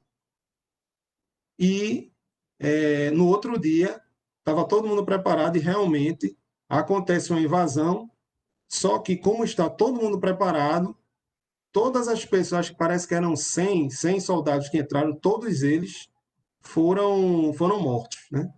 E o chefe do Oásis tinha determinado que se houvesse essa invasão, a cada invasor morto, ele ganharia 2 moedas de ouro. Então, assim, além do dinheiro que ele já tinha ganho nos cristais, ele ganhou muito ouro com essa invasão, né? E ele coloca e fica ainda mais em dúvida se devia ir ou não em busca do tesouro, porque, assim, ele já tinha o dinheiro, tinha a Fátima, que era o amor da vida dele, por que ir, né?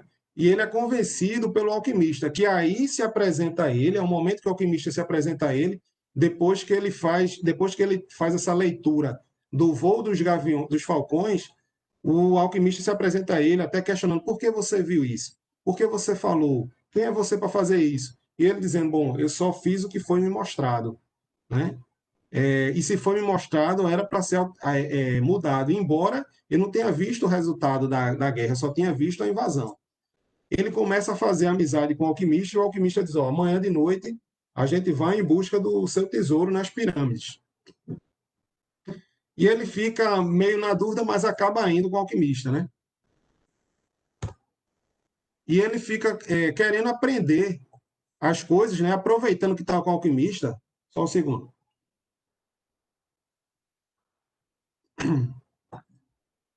Aproveitando esse contato com o alquimista, de tanto que ele tinha ouvido o inglês, ele fica querendo saber o que é alguma coisa a mais, conhecer alguma coisa a mais, né? E de alquimia e tal, né? E o alquimista dizia: você está no deserto, então mergulhe no deserto. Ele serve para compreender o mundo, tanto como qualquer outra coisa sobre a face da terra. Você nem precisa entender o deserto, basta contemplar um simples grão de areia e verá nele todas as maravilhas da criação. E como faço para mergulhar no deserto? Escute seu coração. Ele conhece todas as coisas porque veio da alma do mundo e um dia retornará a ela. Ele até fala para o alquimista que o coração dele tem medo de sofrer. Ele começa a escutar o coração, começa a ter um diálogo, né, interno e escutar as emoções que estava sentindo. E o alquimista diz: diga para ele, diga para o coração, né, que o medo de sofrer é pior do que o próprio sofrimento e que nenhum coração jamais sofreu quando foi em busca de seus sonhos, porque cada momento de busca é um momento de encontro com Deus e com a eternidade. Então, assim, quando o Santiago não teve. Depois que o Santiago falou lá com o chefe dos clãs, que teve aquele momento, que teve aquela coisa de: pô, pode ser que eu morra amanhã, né? Se não tiver invasão amanhã. Mas ele, depois de pouquíssimo tempo, ele estava assim, tranquilo e sereno por tudo que ele tinha vivido. Porque no final das contas, não é assim aquela coisa que a gente que é batido também, mas esse tipo não é realizar um objetivo lá na frente. É toda a experiência que você tem. Então, essa busca pelo sonho, a lenda pessoal, não é um fato de.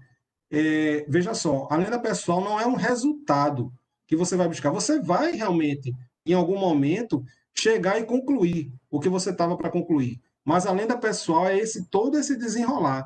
Ele aprendeu a linguagem, desenvolveu a linguagem dos sinais, desenvolveu a linguagem dos mundos, linguagem do mundo, linguagem do coração, começou a se escutar, começou a meditar, escutar o deserto, começou a escutar, teve essa visão dos falcões, teve assim, aquele entusiasmo para poder, que gerou o progresso na loja de cristais.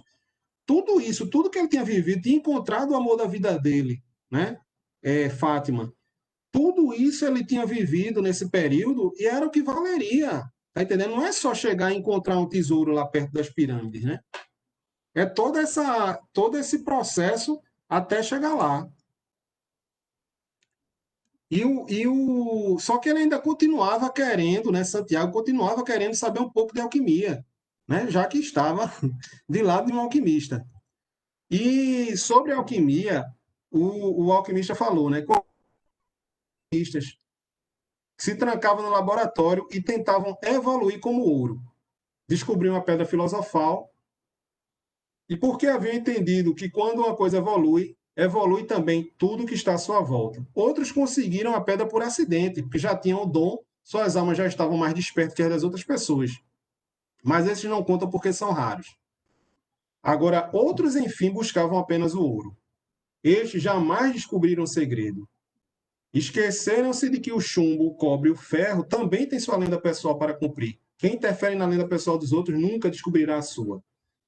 E eu achei interessante aí, veja só, gente, quando ele coloca na primeira frase aí, os verdadeiros alquimistas tentavam evoluir como o ouro e descobriam a pedra filosofal. Porque haviam entendido que quando a coisa evolui, evolui também tudo que está à sua volta. Eu interpreto aí que eles só conseguiram fazer o chumbo virar ouro porque eles tinham virado ouro primeiro. E a partir daí, eles evoluíram e assim o que estava perto deles evoluíram. No caso, o chumbo que ele estava lá fazendo experimento, né? Então, assim, não foi tipo colocar o chumbo lá no fogo e fazer ele evoluir para ouro e depois eles evoluíram. Não, foi o processo inverso. Na minha cabeça, os alquimistas evoluíram. Inclusive, tem uma passagem que a gente compartilhou aí no grupo da Fé, que era dizendo que os alquimistas, de tanto ficar olhando para aquele fogo, porque o tempo todo era aquilo, muito tempo, era coisa de meses e anos, eles começavam a se desprender de toda a vaidade, de toda, entendeu? É um exercício de desapego, gente. E a partir daí é que vinha a evolução. Entendeu? Eles evoluíram, os alquimistas evoluíram. É aquela coisa da gente virar ouro, né? Quando se fala de Saint-Germain, o grande alquimista, não é pregando de transformar alguma coisa em ouro, é da gente se tornar ouro, a gente se tornar mais puro, né? Quando o Arthur, irmão de Kelly, falou sobre alquimia na EFE, teve uma parte que eu gostei, mas não entendia completamente, e agora passou a fazer mais sentido, que é que ele dizia o seguinte, ele buscava, o processo alquímico era um processo de buscar a origem daquela coisa. Então, por exemplo, eu estou aqui de frente para um notebook. Eu estou dizendo que isso aqui é um notebook, mas na verdade é um equipamento que é feito de algumas peças. Essas peças têm a sua origem, tem a origem das peças que dá origem, e se a gente for em busca, a gente vai achar um átomo, a gente vai achar um elemento, a gente vai achar a origem, a gente vai achar um elemento que também dá origem a gente. Porque tudo vem da mesma fonte. Então, esse processo alquímico, quando se coloca no fogo, na verdade é tipo assim, para purificar e achar o elemento original daquilo ali, o ouro que existe ali, né? Rina, Oi. Fica à vontade. porque enquanto você falava, eu me lembrava de algumas lições, né, e gostaria de compartilhar que, na linguagem hermética, o processo alquímico de transformar o chumbo em ouro, ele tem duplo sentido, como vocês sabem, né? Vocês devem saber. Não é apenas a matéria que se transmuta de uma coisa a outra, mas é a própria pessoa que se transforma, o novo homem, a nova pessoa. Essa linguagem oculta, essa linguagem figurada de transformar o chumbo em ouro, se reflete na transformação da própria pessoa. E aí, se a gente fizer a analogia, a gente começa a perceber o que significa o chumbo, o que significa o ferro, o que significa o cobre e o que significa o ouro. São fases da vida humana, são períodos, são estados de espíritos, são condições psicológicas, emocionais, que refletem a nossa rigidez, a nossa maleabilidade, a nossa adaptabilidade.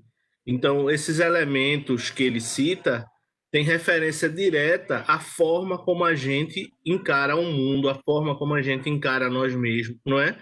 Tudo isso para explicar o processo de transformação do homem, do próprio homem, que é semelhante ao processo de transformação dos elementos.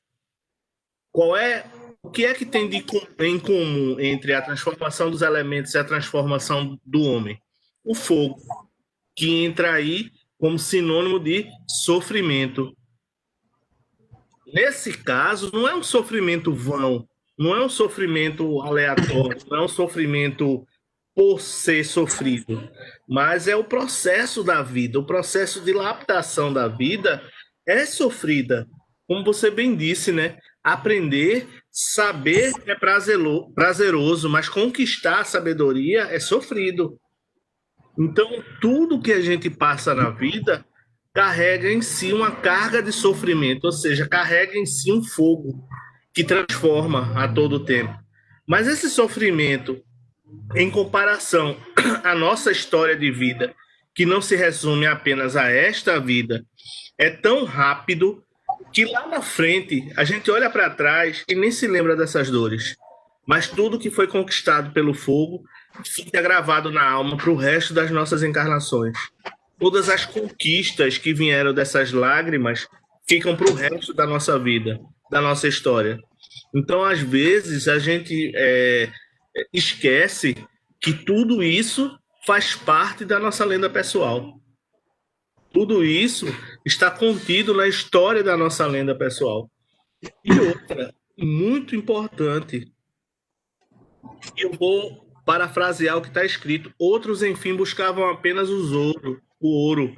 Estes jamais descobriam o segredo. Esqueceram-se que a nossa sombra, os nossos defeitos, os nossos deslizes também têm sua lenda a cumprir. Também tem um propósito em nossa vida. Foi assim que eu reli essa frase, entendeu? O chumbo, o cobre, o ferro, que tanto nos atrapalhou na nossa jornada, tiveram um papel a cumprir na nossa história. E graças ao fogo, ou seja, graças ao sofrimento que tudo isso nos infligiu, nos transformou no que somos hoje. É assim que eu revejo essas palavras e percebo que eu já li esse livro, mas quando eu vejo agora a Rinaldo apresentar, parece que eu não entendi nada, estou entendendo agora, graças à inspiração desse mentor. É ótimo, é lindo esse texto, é ótimo, é linda essa linguagem, porque ela dá vazão a muito mais do que aquilo que está apenas escrito, né? A gente lê e viaja fundo e viaja longe. Valeu, Rinaldo. Continua aí, cara. Tem muita coisa interessante, assim, dá pena de tirar, mas também ia ficar muito longo, né? Mas assim, tem muita coisa interessante no livro, e como eu repito, né? Não é nenhuma novidade. Você está aí mostrando um conhecimento antiquíssimo, né? Muito antigo, as leis herméticas, e que vai trazer esse mesmo conceito. A alquimia é uma outra forma de analisar a mesma sabedoria, né? Esse momento aqui, gente, é o alquimista passando algumas informações para Santiago, e eles tinham saído do oásis em direção à pirâmide, né? As pirâmides. Só que estava tendo uma guerra, então os dois estavam tentando chegar lá, mas poderiam cruzar com soldados e tal, né? Já tinham passado por 2 vezes perto de alguns soldados, tinham conseguido, mas tem um momento, enfim, que eles chegam e são cercados por alguns soldados que o levam para um acampamento, apresentam lá para o general e dizem assim, ó, nós descobrimos os espiões, eles foram vistos junto de outros soldados do exército inimigo. Na verdade, eles tinham passado pelos outros soldados, mas foram dados como espiões, né? E aí o alquimista se apresenta como alquimista mesmo, né? O general pergunta o que é isso, ele diz, não, eu consigo destruir esse acampamento com o poder da natureza, né? Todo mundo ri, os generais e tal. Aí o alquimista chega e diz que Santiago consegue se transformar em vento. E Santiago olhando para a cara dele, né? Aí ele pega, inclusive, todo o ouro que Santiago tinha, entrega para o general como um presente e diz, ó... Aí o general fala, então ele consegue se transformar em vento? Então tá bom. A vida de vocês vai ser poupada se isso acontecer. E aí ele dá 3 dias para Santiago se preparar, né? Para eles se prepararem. Santiago questiona o alquimista porque pelas duas coisas, por ter dado ouro e por ter dito isso, né? Mas aí ele só, primeiro, são poucas as ocasiões em que o dinheiro vai salvar a sua vida. E essa foi uma delas. E segundo, vá-se embora, entrar adentrar a linguagem do mundo, a alma do mundo, que você consegue. Fazer como, né? Santiago começa a contemplar o deserto e tal, e chega naquele momento dos áudios que eu gravei, e aí eu não vou contar aqui, assim, repetir aqui, né? Mas aquele momento em que Santiago, no terceiro dia, passa o terceiro dia, interessante essa questão do terceiro dia, né? No terceiro dia, está todo mundo reunido, os generais e seus comandantes, para ver o rapaz que vai se transformar em vento, né? Se reúne todo mundo para esse evento. Santiago diz, ó, a gente vai morrer para o alquimista, né? O alquimista diz assim, você vai morrer, porque eu consigo me transformar em vento. Se você não conseguir, eu consigo. Enfim, ele chega e começa a contemplar o deserto e começa, por já saber a linguagem, começa a conversar com o deserto, né? Pedindo ajuda para se transformar em vento. O deserto diz que até poderia ajudar, mas não consegue fazer isso. Manda ele conversar, pedir ao vento, ele pede ao vento, o vento diz que sabe fazer muita coisa, né? Mas transformar uma pessoa em vento não sabe, e pede para falar com. O vento diz assim: ó, muita gente, já que você fala tanto em amor, né? Que na verdade Santiago pede para ser transformado em vento e diz assim: ó, tem uma mulher que me espera e eu preciso me transformar em vento para poder voltar para ela.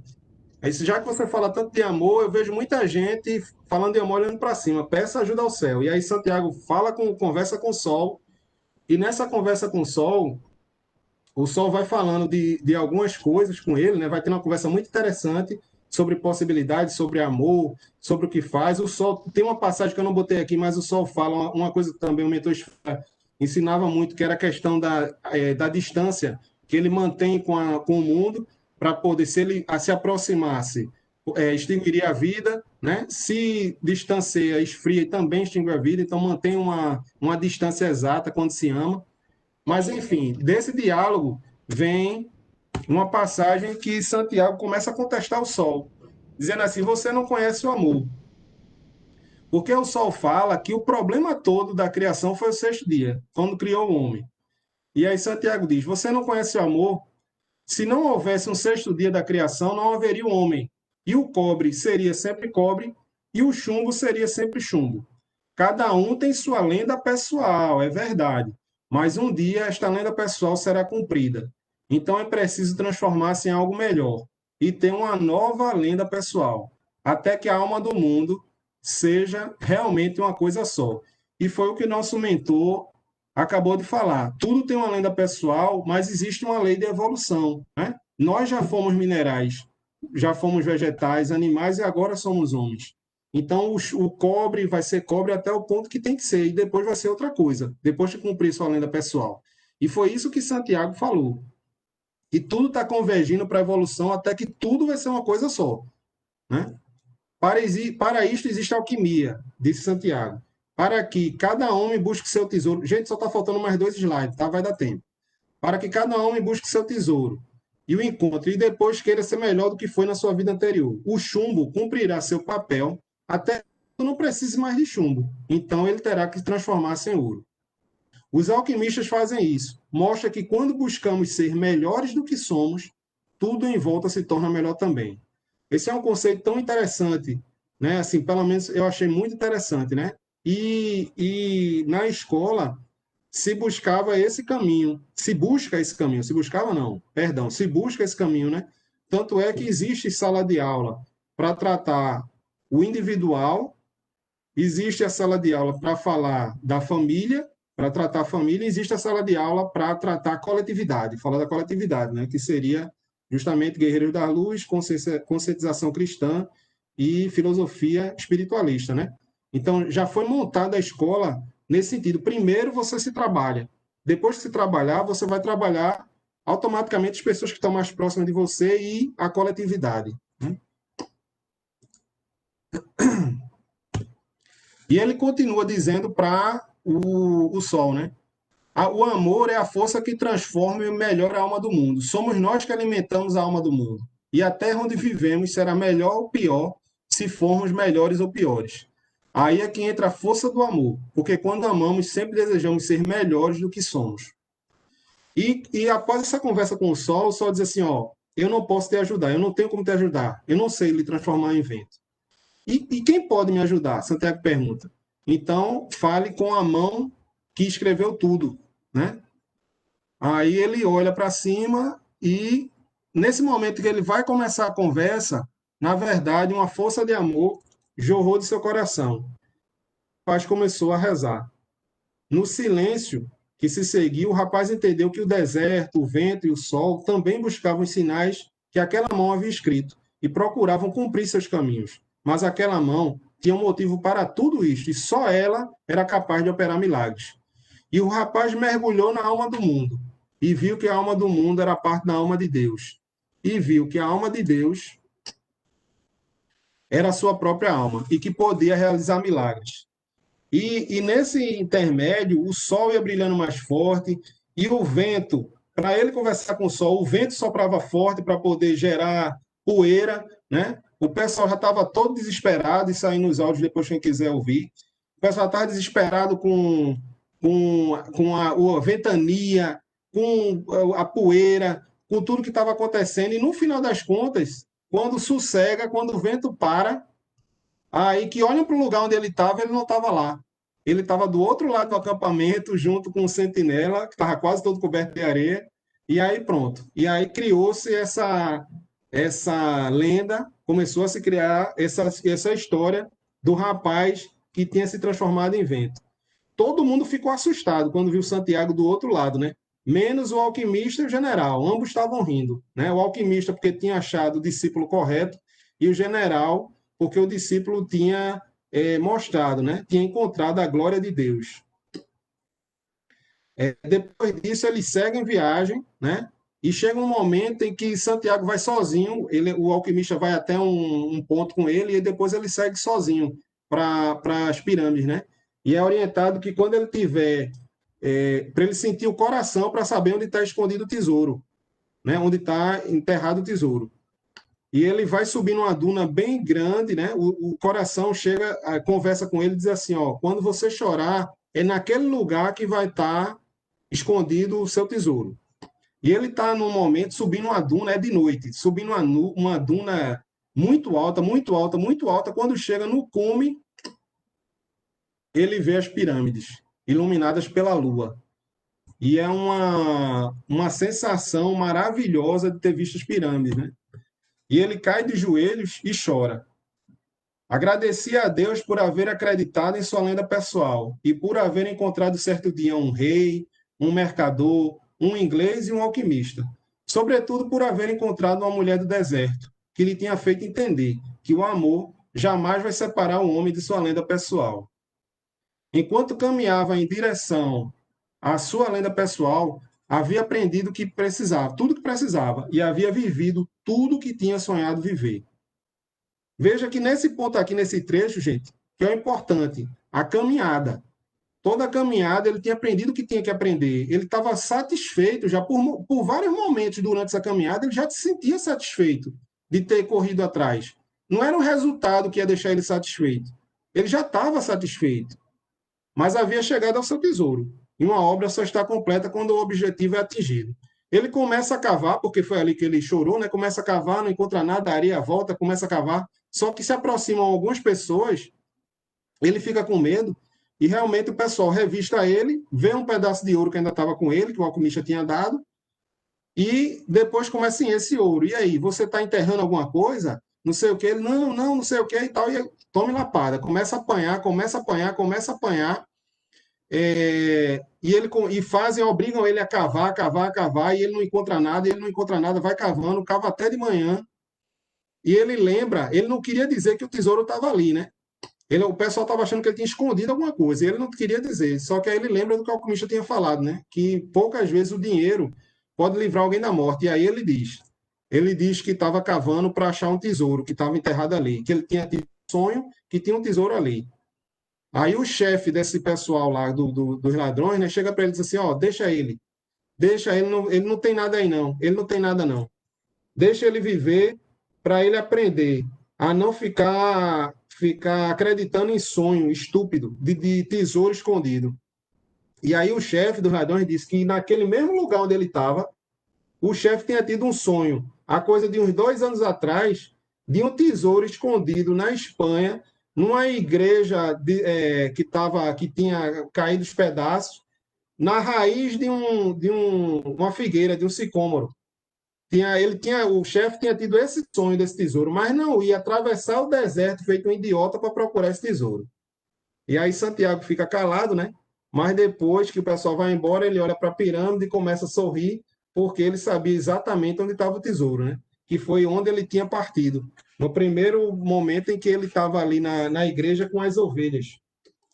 E aí eu vou ler só o trechinho final do livro, porque aí é a volta dele para buscar o tesouro, né? Na igreja que ele já conhecia. E ele diz assim... Oi? Enquanto tu procura, Reinaldo. Oi. Enquanto tu procura...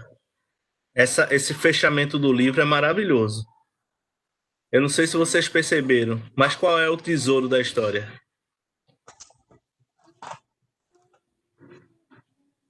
É o próprio Santiago, né? O cara sonhou com um tesouro que estava na igreja. Era Santiago que estava na igreja. Eu entendi assim, o tesouro somos nós, né? Toda lenda pessoal, no final, revela quem somos. Enquanto a gente passa a vida toda procurando fora, no fim das contas, a gente descobre que o tesouro estava a todo instante dentro da gente, coincidindo com quem somos, né? Com eu sou. Eu adoro esse livro, é realmente instigante. Vai, Rina, conclui teu tema. Realmente a vida, ele já na Espanha isso, né? Realmente a vida é generosa com quem vive sua lenda pessoal. Pensou o rapaz. Então se lembrou que tinha que ir até Tarifa e dar 1/10 daquilo tudo para a cigana. Como são espertos os ciganos, pensou. Talvez fosse porque viajavam tanto. Mas o vento voltou a soprar. Era o levante. O vento que vinha da África. Não trazia o cheiro do deserto nem a ameaça de invasão dos mundos. Ao invés disso, trazia um perfume que ele conhecia bem e o som de um beijo, que veio vindo devagar, devagar, até parar em seus lábios. O rapaz sorriu. Era a primeira vez que ela fazia isso. Estou indo, Fátima, disse ele. E termina-se o livro Alquimista.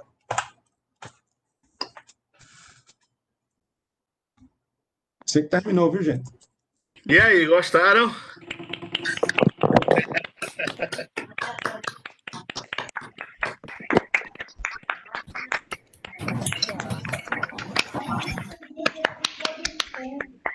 Muito bom. Só Deus. O tema foi muito bem apresentado. Adorei a forma como Rina trouxe. Destacar os trechos realmente é maravilhoso. Faz a gente ter, para quem lê o livro, né, se lembrar de muita coisa. Mas como a hora está avançada, Ceci quer repetir alguns recados para a gente encerrar o tema por hoje? Apesar de estar avançada a hora, eu acho bom repetir sim. Não sei se dá para ver direito. Adriano já falou que estava no começo. A gente tá tendo algum zoado, é no meu isso. Então, tá com barulho estranho. Achando que é o meu. Não sei se vocês estão ouvindo uma zoada irritante. Dá tu, Drick, eu acho que é o meu que tá com um som ruim. Fala aí, tu. Próxima semana, de hoje a 8, eu e Ceci vamos fazer uma reunião pela manhã para fazer o planejamento do 2021. Todos estão convidados, tá certo? Pode mandar, se vocês não quiserem comparecer e participar, pode mandar para mim, para a Ceci, alguma ideia, sugestão, seja o que for. Depois dessa reunião, a gente vai almoçar lá, então o pessoal que trabalha com algum atendimento na EFE está convidado para ir para lá na parte da tarde, né, a partir de 1 da tarde, para a gente fazer uma reunião e fazer um resumo de tudo que vocês desenvolveram, toda a experiência desse retorno aos trabalhos de forma moderada, restrita. Mas se quiserem chegar lá para o almoço, avisa para a Cécia, avisa para mim, para a gente se preparar, né? Fazer um almoço legal para vocês também. E aí a gente vai emendar amanhã, tarde e noite na EFE.